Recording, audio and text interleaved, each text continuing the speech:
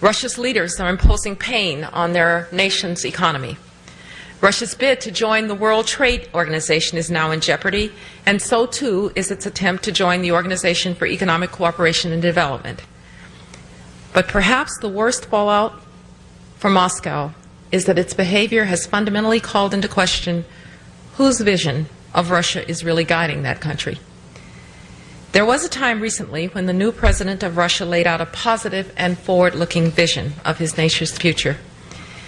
This was a vision that took into account Russia's vulnerabilities, its declining population and heartbreaking health problems, its failure thus far to achieve a high-tech, diversified economy like those to Russia's west and increasingly to Russia's east, and the disparity between people's quality of life in Moscow and St. Petersburg and in a few other cities, and those in Russia's countryside.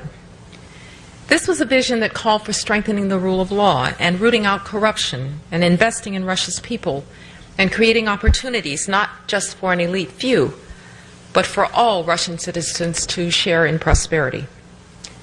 This was a vision that rested on what President Medvedev referred to as the 4 I's: investment, innovation, institutional reform, and infrastructure improvements to expand Russia's economy. And this was a vision that recognized that Russia cannot afford a relationship with the world that is based on antagonism and alienation. This is especially true in today's world, which increasingly is not organized around polarity, multi, uni, and certainly not bi.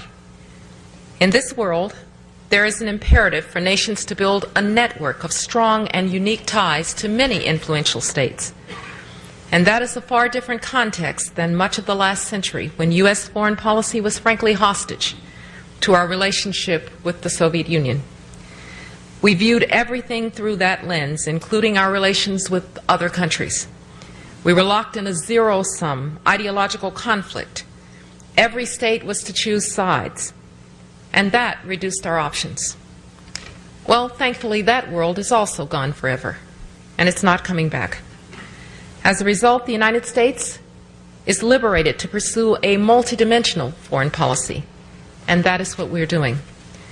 We are charting a forward-looking agenda with fellow multi-ethnic democracies like Brazil and India, and with emerging powers like China and Vietnam, relationships that were once colored by Cold War rivalry.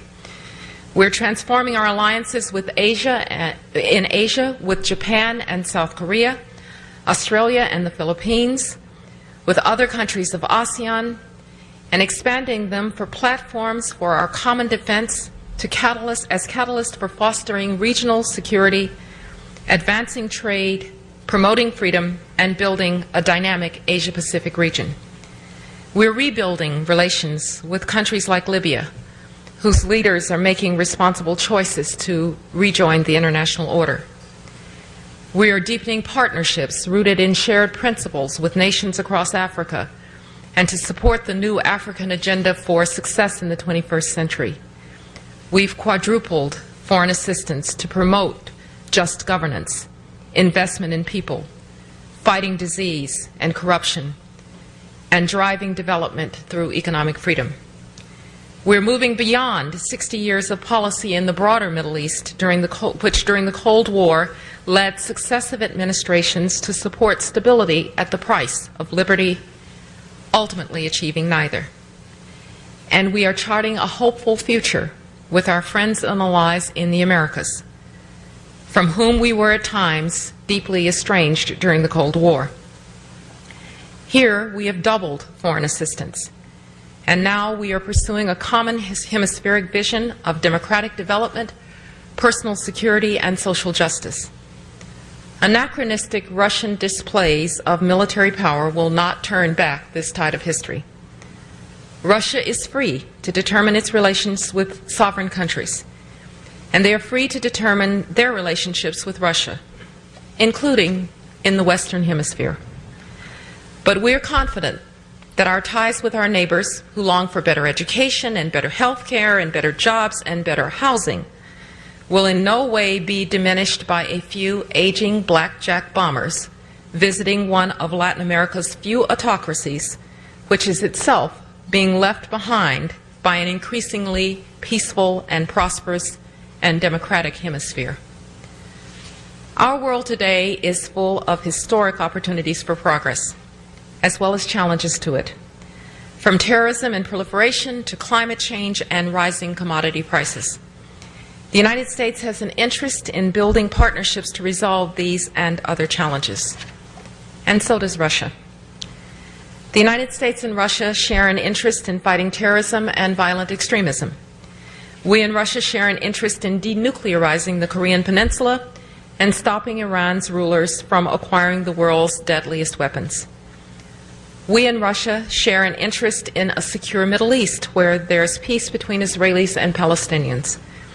And we and Russia share an interest in preventing the Security Council from reverting to the gridlocked institution that it was during the Cold War. The United States and Russia shared all of these interests on August 7th, and we share them still today on September 18th. The Sochi Declaration, signed earlier this year, provided a strategic framework for the United States and Russia to advance our many shared interests. We will continue, by necessity, to pursue our areas of common concern with Russia. But it would be a real shame if our relationship were never anything more than that. For the best and deepest relationships among states are those that share not only interest, but goals and aspirations and values and dreams. Whatever the differences between our governments, we will not let them obstruct a deepening relationship between the American and Russian people. So we will continue to sponsor Russian students and teachers and judges and journalists, labor leaders and democratic reformers who want to visit America. We will continue to support Russia's fight against HIV/AIDS and tuberculosis. And we will continue to support all Russians who want a future of liberty for their great nation.